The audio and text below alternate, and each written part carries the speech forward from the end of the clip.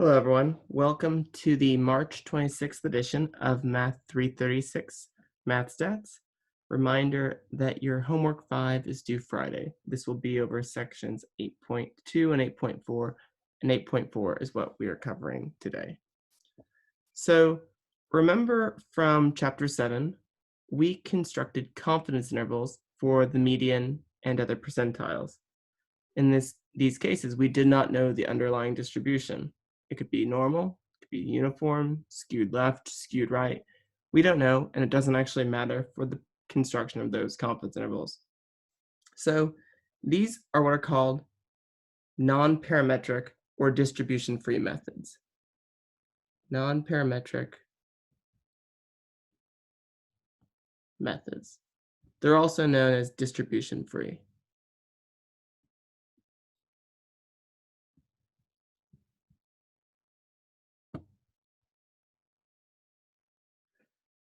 So today we're going to extend this to hypothesis testing.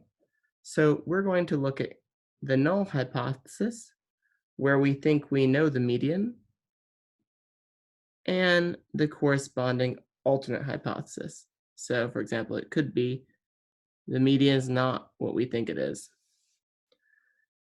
We're going to start by using what's called a sign test, and you'll see what that looks like soon. Okay. So in order to do a sign test, you let x1 through xn be a random sample, and y is going to equal the number of negative differences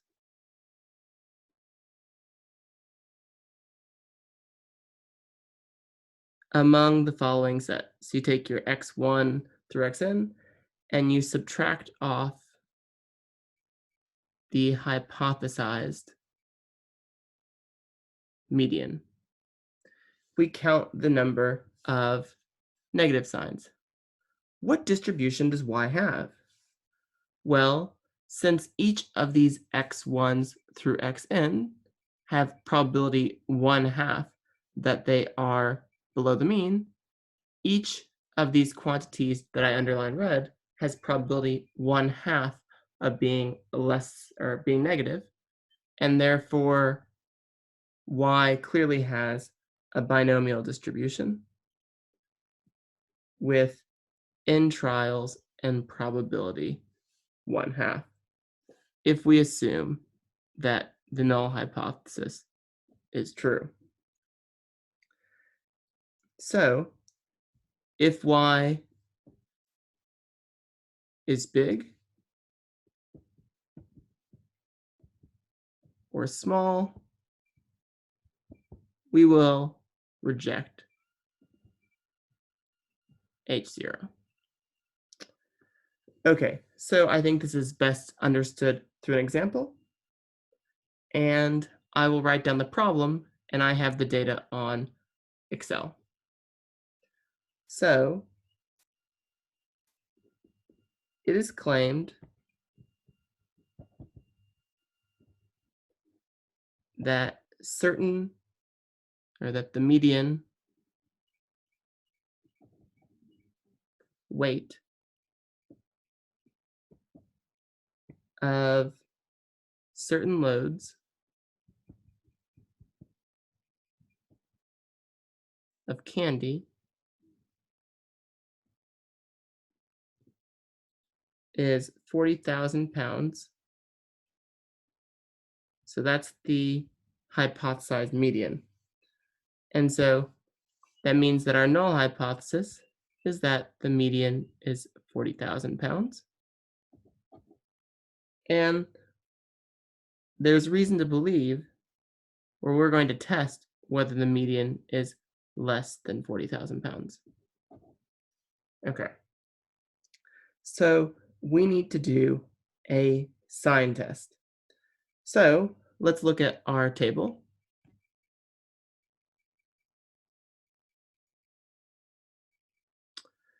And let's take each of these numbers and subtract 40,000. Okay.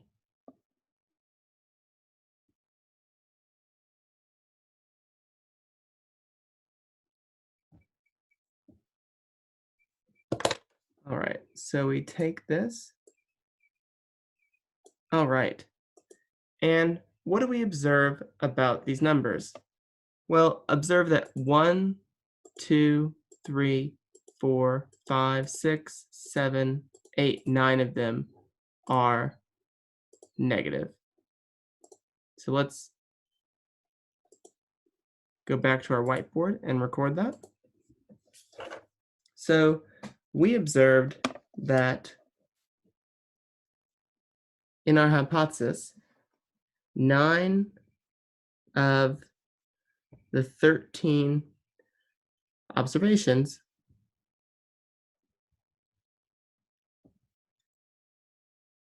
were below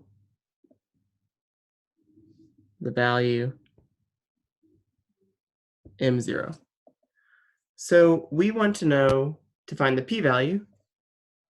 The p-value is the probability that we had 9 or more,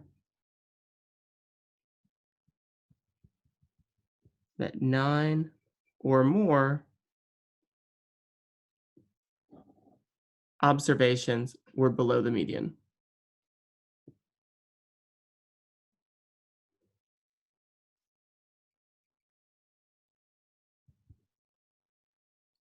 Okay, so in other words, this probability is the sum from k equals 9 to 13 of 13 choose k times 1/2 the 13, which is the same as 1 minus the sum from k equals 0 to 8 of 13 choose k times 1/2 the 13th. And now we can actually compute that using RStudio. So let's share the RStudio screen.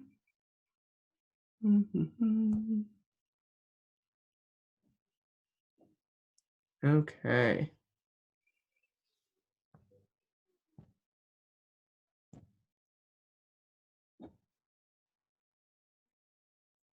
Okay, here's the RStudio screen. Let me switch to my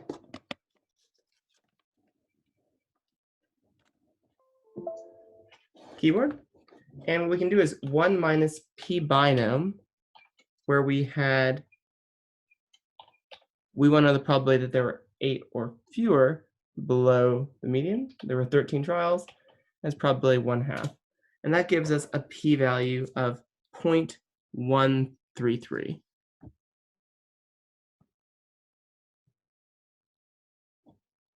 Okay, so this p-value was roughly 0.133.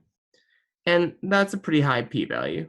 So this would lead us to probably not reject our null hypothesis that the median weight is 40,000 pounds.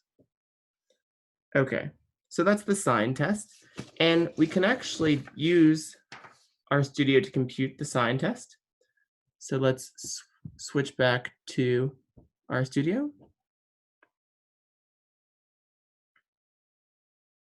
Okay, so I have the data inserted as load $weight. And so we can actually use the sign test. So we do sign dot test. Oh, I think I might need to include the package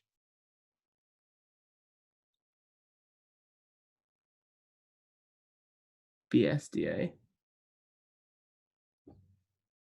Okay. So sign.test of load $weight, comma, median equals 40,000, and alternative equals less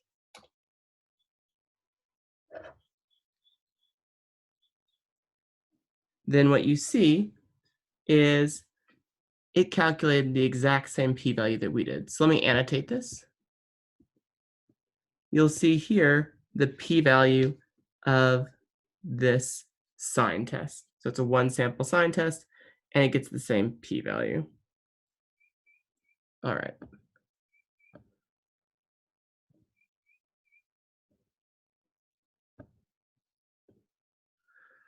So what was the problem with using the sign test?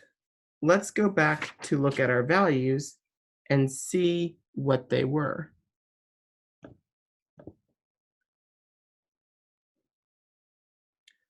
Well, if I look at these values, I see that the negative values look like they're bigger than the positive values.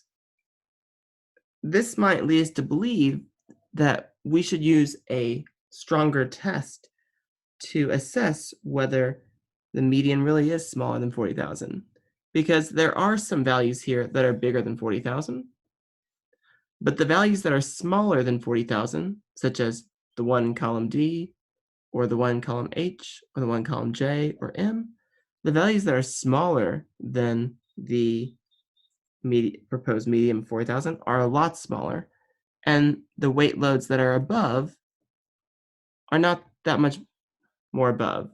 So we need to develop a more sophisticated test that takes into account how far off are these weights from the hypothesized median. You might not bat an eye at the weight of the truckload being only 890 pounds above the 40,000, but being 9,000 under is quite a bit different. So that's what we need to introduce. We need to introduce a new test in order to address this. And that test is called the Wilcoxon test.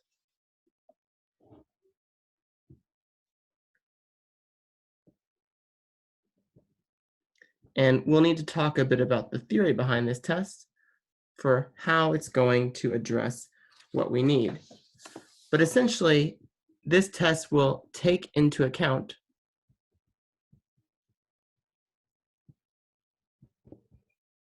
the sizes of these differences that we observed. See, the sign test did not take into account the size of these differences.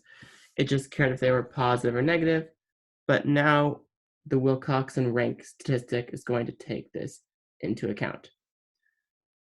So we need to make a couple of assumptions in order to use this test for reasons that we won't get into much today. The assumptions we're going to make are that the PDF of X is symmetric. This is required, otherwise we're not going to be able to do this test. You can imagine that this distance from the median matters more when we know that our distribution is symmetric. Now, it's symmetric about the median. Okay. So we want to test. So our null hypothesis is that the median equals some value m0. And what we're going to do, the first thing we're going to do, the first step, is to rank these differences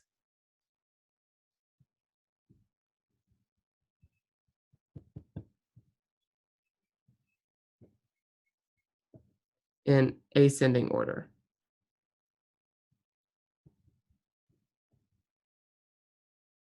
Okay. So that is, we're going to let RK equal the rank of XK minus the median absolute value.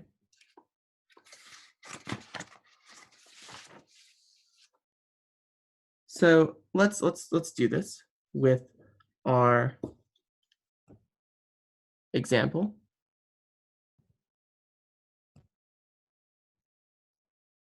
Okay. So we're going to we're going to take the absolute value of this number, and we're going to use this to help us rank what we need to.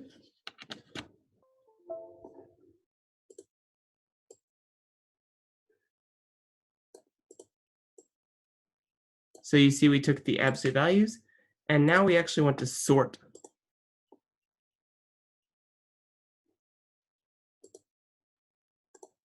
Okay, so we want to sort on this row, but unfortunately Excel doesn't sort on rows.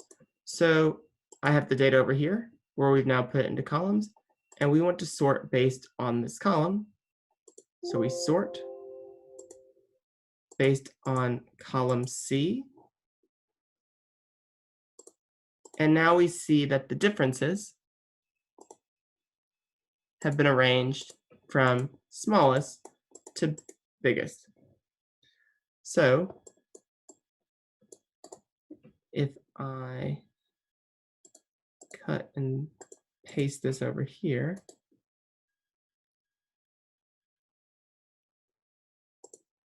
okay. So let me switch back to the keyboard.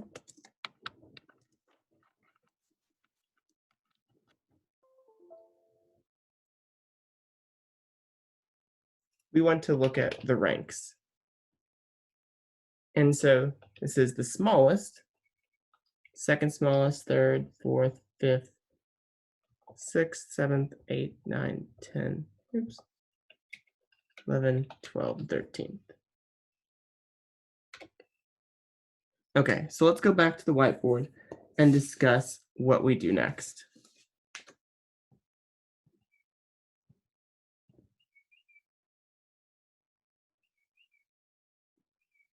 Okay, so we rank them in ascending order according to the absolute value of our value minus the median. And then what we do is we need to give a sign to each rank. So give a sign to each rank. Basically what that means is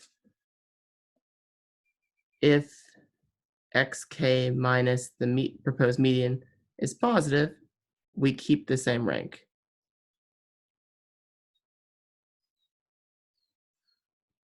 But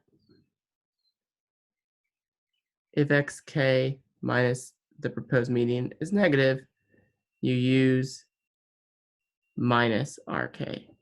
So let's go to the Excel file and go ahead and do that. So these are going to be the signed ranks. And this first one, well, I look over here and I see that the value minus the median was negative. So we're gonna make this a negative one.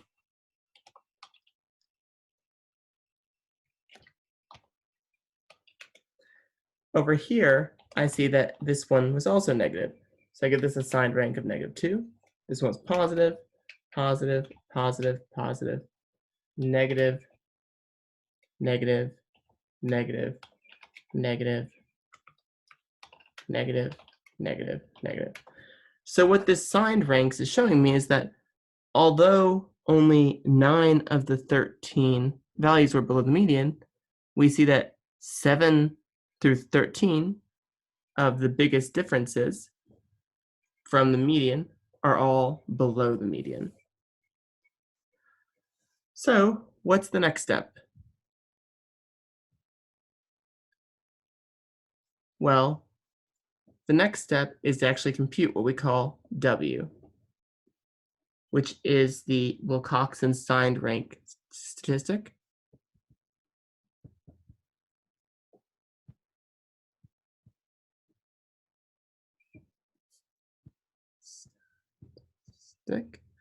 And what this is it's the sum of the signed ranks. You add up the signed ranks. All right. So let's do that in Excel. We'll add up those signed ranks. and it will equal the sum of H2 to H14. Oops. And we get W equal to negative 55. So in our example, we get a W value of negative 55.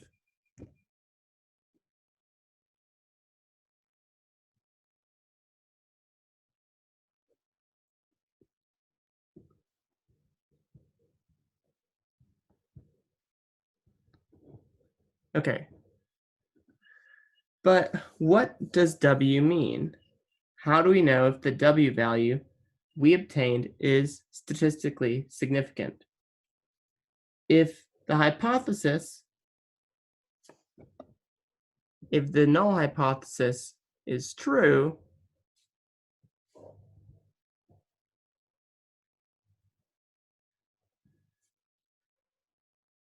we would expect half the signs to be negative and half the signs to be positive. So if the null hypothesis is true, we would expect W to be close to 0. If the alternative hypothesis were true,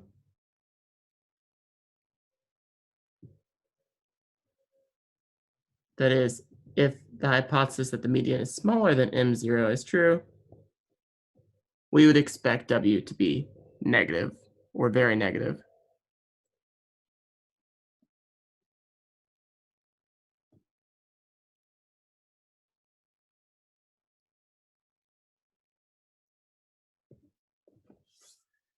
Okay. So what we're going to devise now is a way to approximate the distribution of W.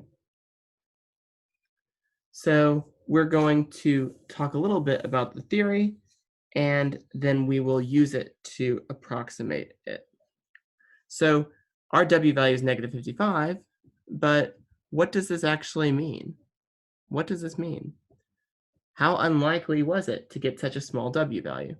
Well, to do that, we need to discuss the distribution of W.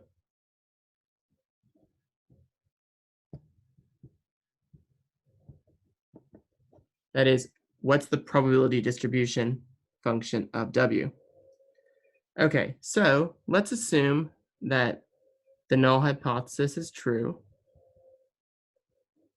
Then the probability that any value is below the median is the same as the probability that you're above the median. And that probability is 1/2. So hence, there is a 50% chance that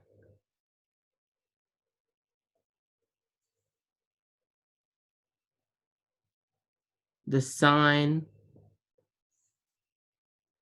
associated with rank RK is positive, and a 50% chance that it is negative.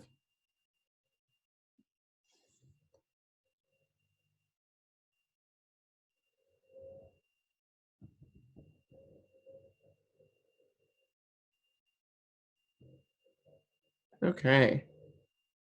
So the assignment of these ranks, that is whether they're positive or negative, should be independent because x1 through xn are independent. So observe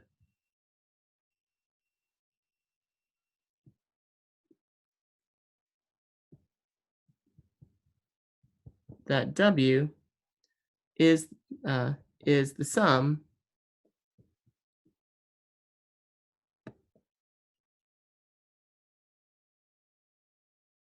of the integers 1 through n, but some are negative.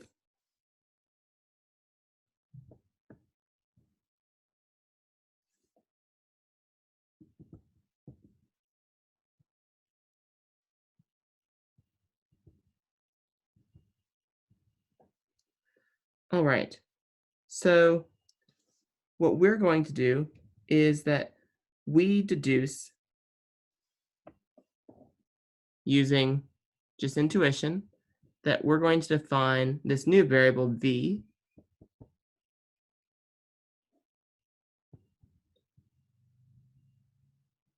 where v1 through vn are these new independent random variables. And we know that the probability that vk equals k is the same as the probability that vk equals negative k equals 1/2. So and so that this has the same distribution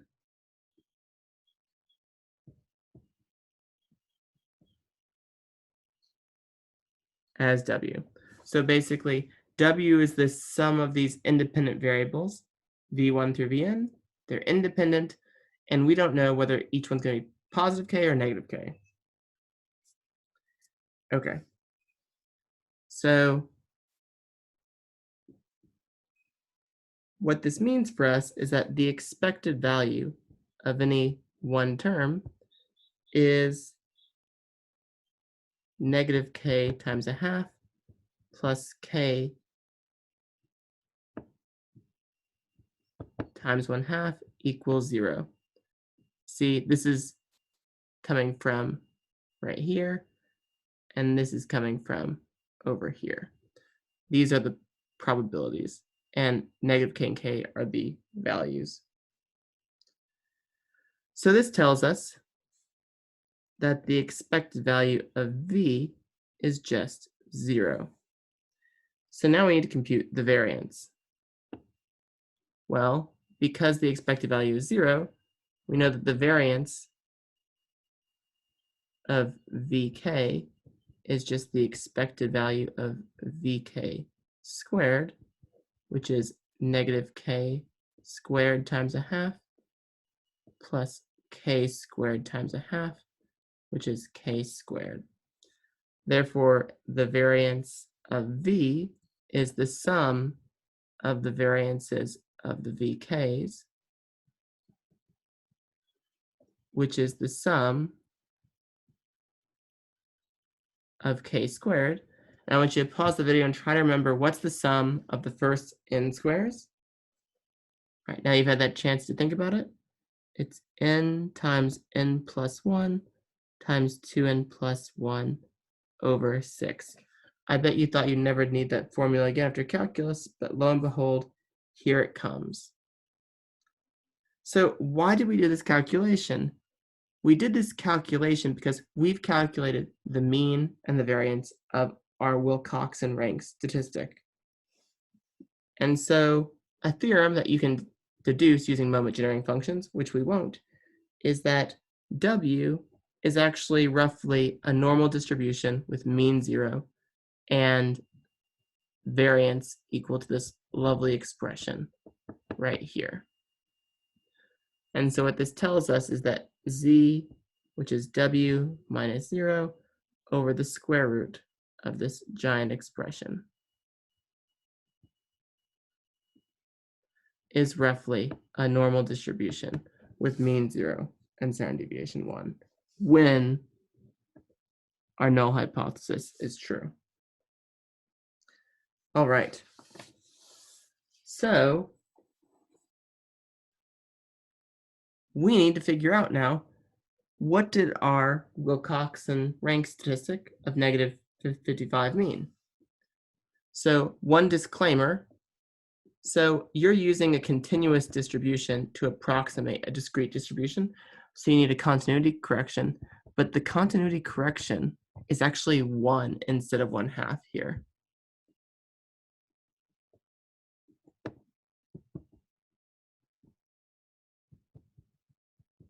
And that's because the rank statistic can only take every other values. In our case, it could take negative 55, but it couldn't take the value negative 54. And that's why our continuity correction is actually 1. So let's take a look at the previous example. So in the previous example, or well, really the only example that we've been talking about, we calculated that the statistic was negative 55. And so n was 13, and that told us that our standard deviation is equal to 13 times 13 plus 1, 2 times 13 plus 1 over 6, and this all comes out to be about 28.618. So therefore, the p-value is the probability that W is less than or equal to 55.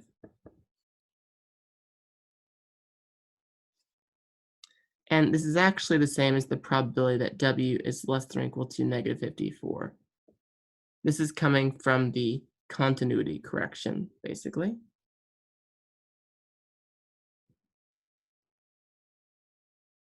Okay, that says continuity correction.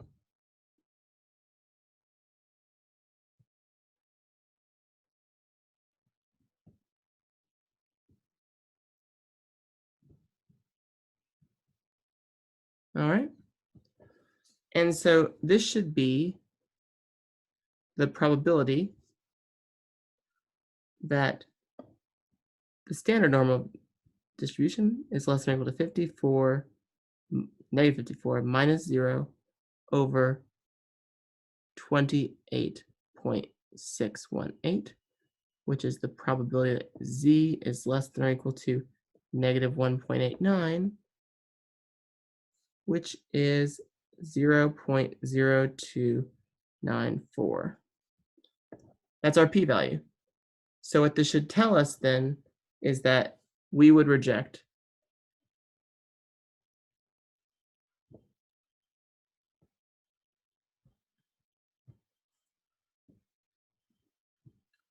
the null hypothesis at the 5% significance level.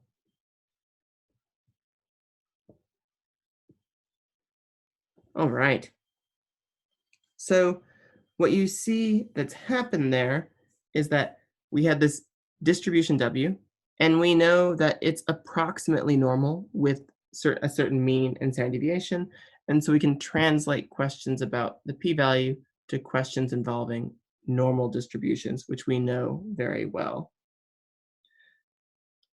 We can also actually do this using RStudio. So the RStudio commands are pretty easy. You have to use this package BSDA. So if you don't have it, you need to install it. This is the package we have to use for this test. But if we have it,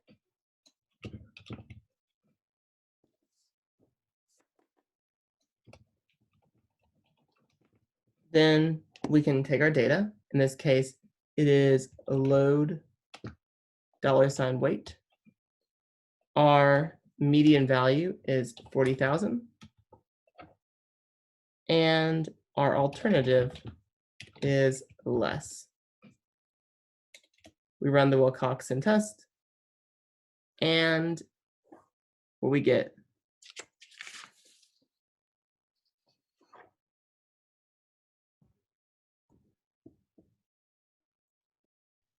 is a p-value that's roughly 0.02955, which is pretty close to the one we got before. All right, so you see this error message. It cannot compute exact p-values since there are ties. So let's go back to our Excel file and see what happened here. If you look closely, you'll see that there's actually two values that have the same absolute value.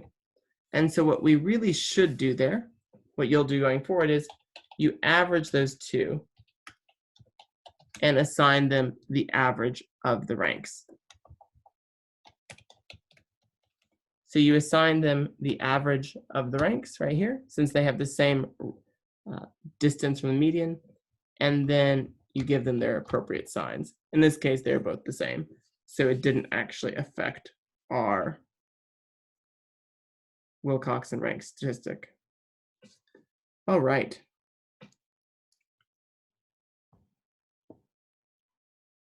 All right, so that gets us done for one variable. So one thing we also want to take a look at is equality of distributions. We won't talk about this in full generality, but sometimes you want to know if you have two different data sets, how likely is it that they came from the same distribution? So for this part, we need to discuss a little bit about two distributions, which have CDFs F and G. So let's say they have the same shape, but different location. That means one's basically a shift of the other. Different locations. Okay. So this basically tells us that f of x is equal to some horizontal shift of g. So in order to do such a test, we create a combined sample. So we create a combined sample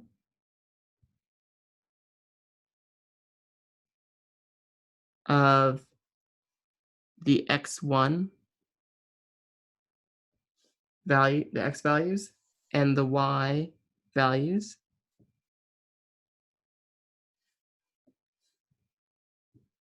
So that's x sub n sub 1 and y sub n sub 2 in increasing order of magnitude.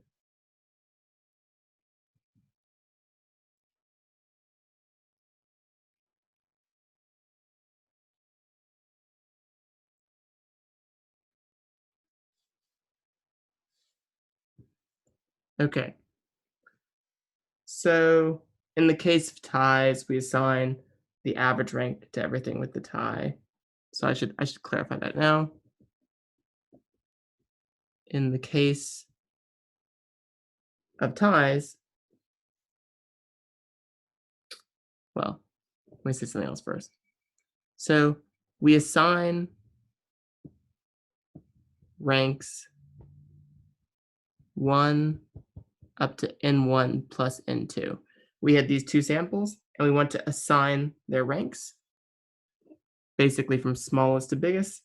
And in the case of ties,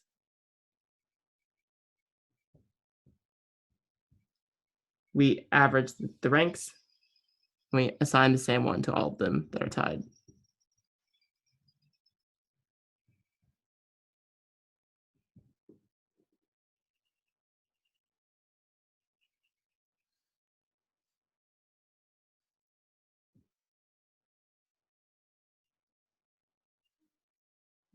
And you're going to let W equal the sum of the ranks of the values from our population Y. So we have some general observations. If Y is shifted to the right of the X distribution, then we would expect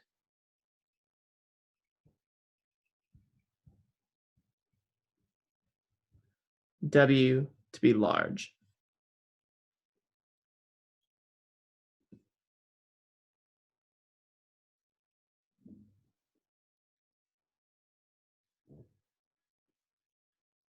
Or in other words, it'd be larger than if our two distributions were centered at the same location. So we're going to let mx be the median of the x values, and my is the median of the y values. And we're going to test the null hypothesis, what we're going to talk about today, that their medians are the same, versus the alternate hypothesis, that the medians of the x values are smaller. And the critical region, that is the region where we reject the null hypothesis, will look something like this. It will be a region where our rank statistic W is bigger than some cutoff value. So deriving the distribution of W in this case is much more complicated. And so we're just going to work with the following assumptions. If our two samples are bigger than size 7, then there are no ties. We can use a normal approximation.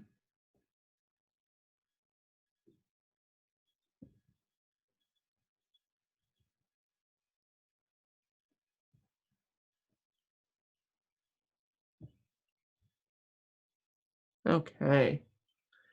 And so if the null hypothesis is that the two distributions are the same and they're centered at the same median, then our mean of our W statistic should look like this.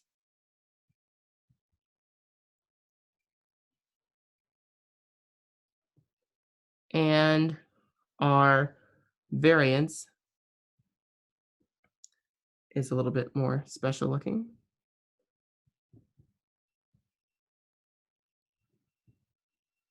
We're not going to derive where these come from. And therefore, what we see is that in this case, our rank statistic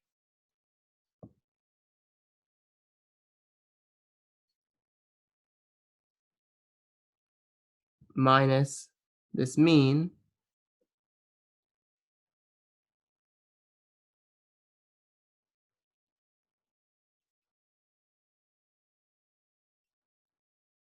over the square of this very large expression on bottom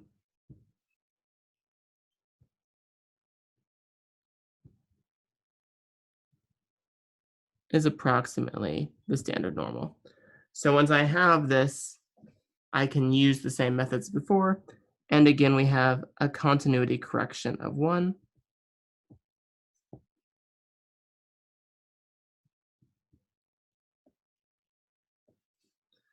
So let's do this with an example.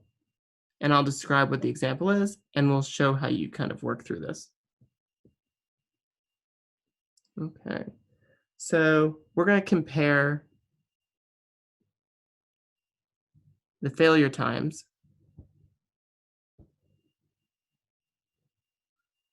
of light bulb X to light bulb Y.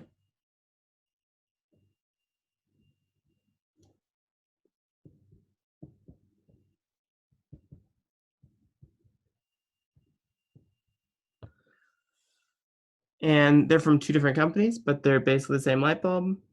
And the data is in hundreds of hours before it fails.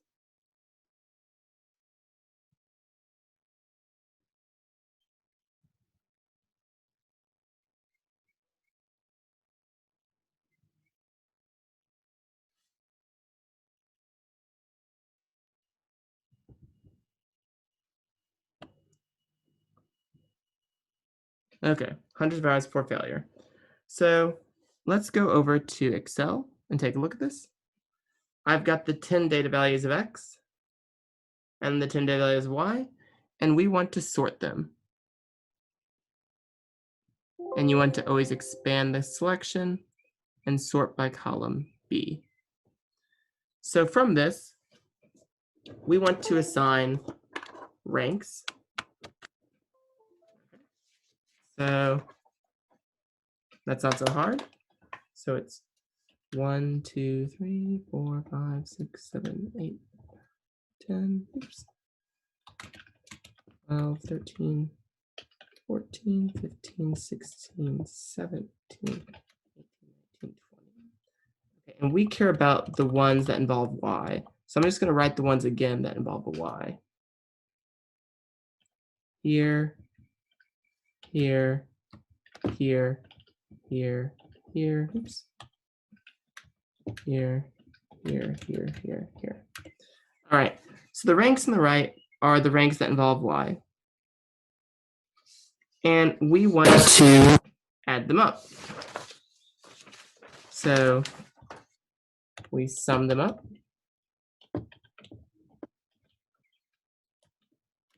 And they add up to 145.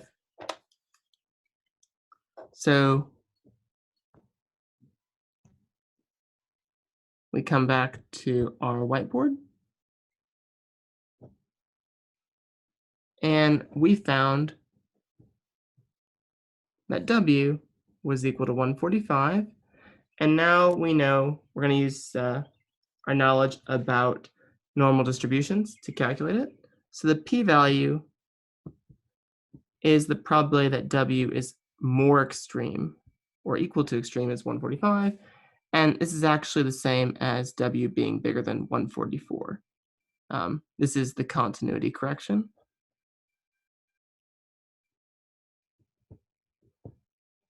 W can't actually take the value 144. And so this is equal to roughly the probability that Z, the standard normal, is bigger than or equal to 144 minus 10 times 10 plus 10 plus 1 over 2 all over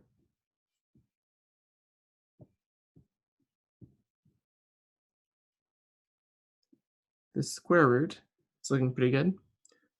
10 times 10 times 10 plus 10 plus 1 over 12. And if you work that out, you get the probability that Z is bigger than or equal to 2.95, which is 0.0016. And so what we deduce is that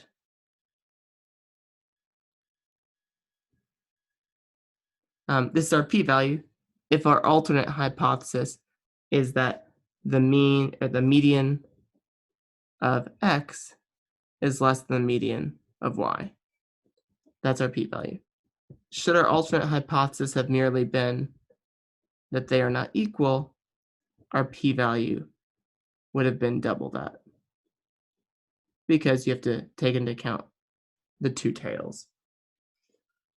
So basically, we're going to reject the null hypothesis under any significance level that's typically used. And one thing you often want to do, oops.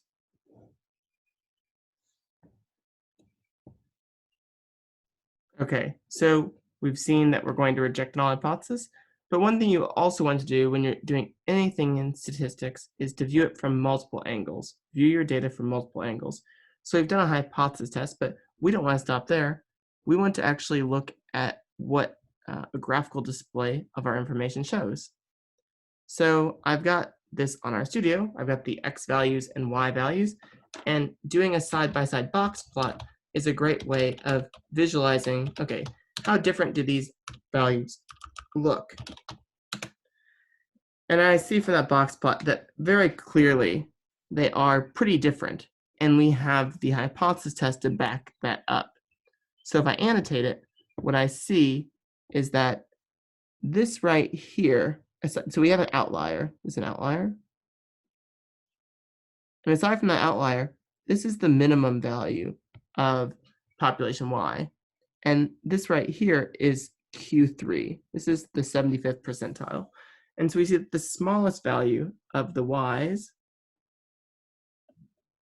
is roughly on par with the third quartile of our X values. And that's a pretty big deal. It's a pretty good sign that the Y values have a larger median than the X values.